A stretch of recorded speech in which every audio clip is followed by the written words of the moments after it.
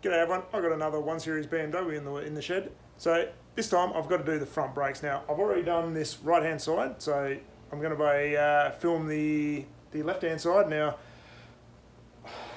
that's kind of the darker side of the shed. I know I need to update the lighting in here and get a bit better for this YouTube thing, but it is what it is at the moment. I'll try and do my best.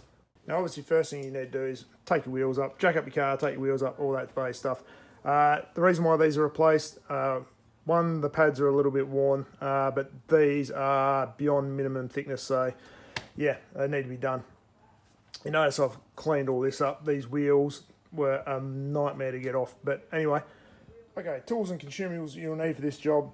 Consumables, obviously a set of pads, got new rotors, I've got some brake grease, some brake cleaner, a lever of some sort or a decent sized screwdriver, got some anti-seize, I've got a F-clamp just for the push the caliper back in the piston, or the piston back in the caliper, should I say, the other way around. Got a torque wrench for the caliper bolts, 110 Newton meters you'll need. May need some pliers.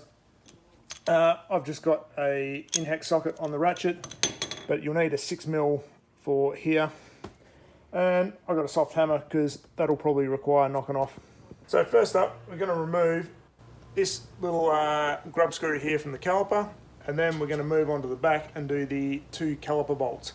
So they're pretty tight. You may need an extension on your ratchet, or you know, like a T-bar with a bit of tube, or even use a hammer to give it a whack. Try not to use your hand. It's not real good for your hands, and you might pay for it later on in life. So a ratchet or a set of in-hex on your ratchet makes these sort of things a lot easier. You can just use the standard Allen keys. That's not generally a problem, but yeah, these aren't too tight. They're just a retainer. At the back, I won't kind of film this one, but there's your top caliper bolt, and let's see if I can spin it around. Hopefully you can see the bottom one. I can't see the camera, so hopefully you got it. Now on this left hand side, it's also worth noting we've got a brake wear sensor here. The right front doesn't have one, the right rear does, left rear doesn't.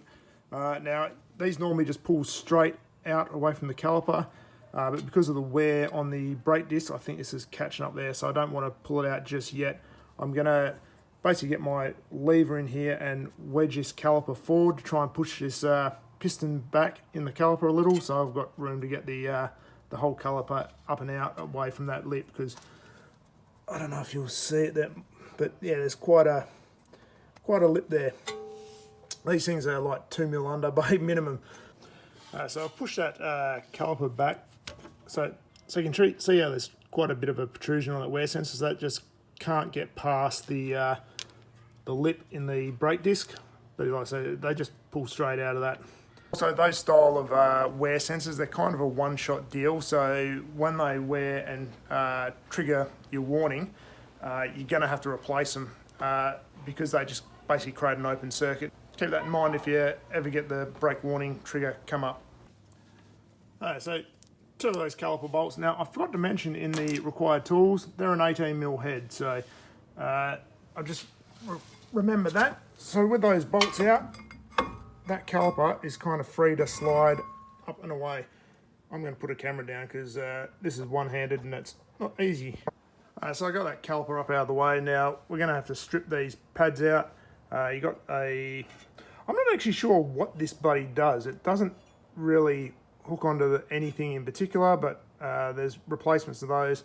So this outer pad, knock that in first. The inside one has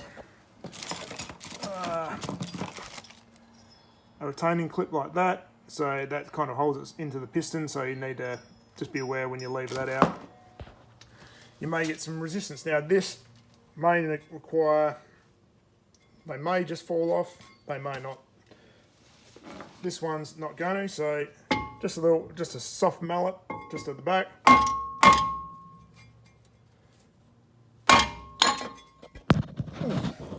And we got blood again.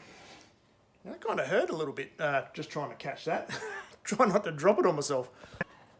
Okay, so as you can see, this is quite rusty and grubby, so I'm going to give that a clean up.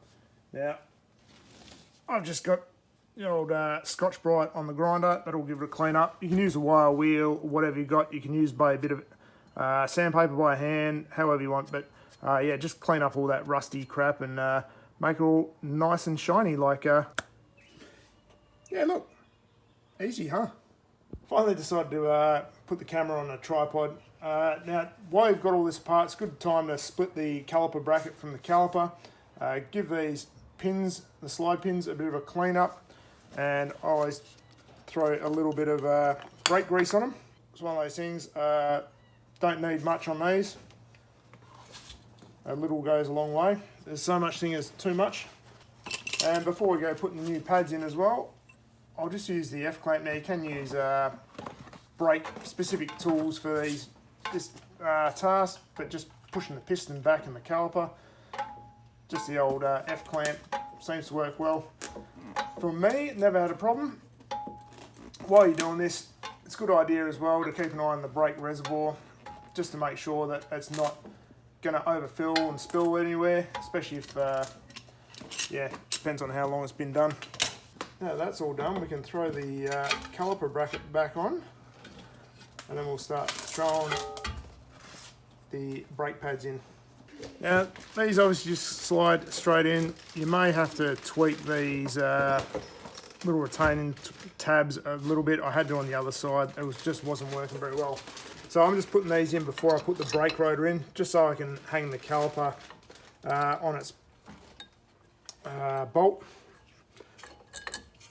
But they're a bit of a, they can be a bit fiddly, these things, but you'll figure it out. So just before I put the rotor back on the hub, I'm just going to put just a thin film of anti-seize on here. Don't need too much, obviously probably look like a bit, but this will just help it not rust up next time.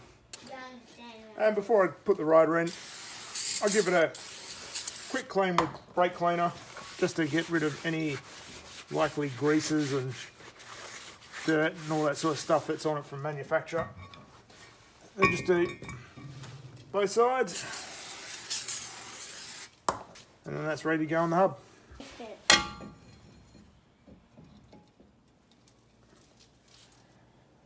With that in place, then we'll just throw that retaining little bolt in. It's not glue. It's not glue, it's anti-seize. If you're listening 5 seconds ago, Logan, you would have heard that. Is it? What is it? Stick? No, it stops it from sticking. Doesn't need much on that, just a little bit of a nip. It's only really to hold the rotor in place to the hub. The wheel bolts will do the rest. Obviously got the new pads in place here. Just make sure that everything's all pushed back as far as it can go, otherwise it'll make getting over the rotor a little bit hard. And just whack the bolts back in. Now these, like I said earlier, tightened up to 110 Newton meters. So lots of people will put thread locker on these caliper bolts. I've never bothered doing that. I've just always torqued them up to spec and never had an issue with them coming loose.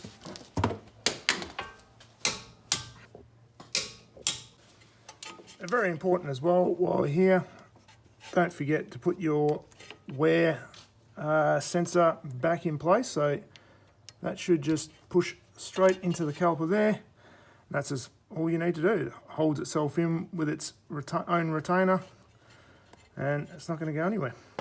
All right, now before we finish up, I just found this little clip here. It's kind of easy to do when the caliper's all bolted in, because you can see those pins there go into those holes, and these tabs go outside the caliper. So it's just one of those things that was a little bit easier to lever in place and do here. So yeah, I found if you can get these clips or these tabs on the outside, or at least it worked on the other side, get that up there. Sort of slot it in place like that, then you can kind of use a lever just to lever it in, and Try not to let it shoot back out at you. Let's try again.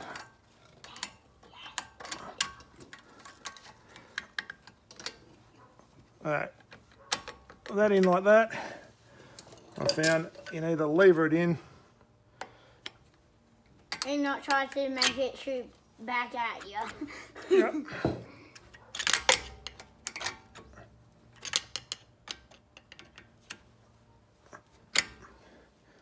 There we go. That's in place.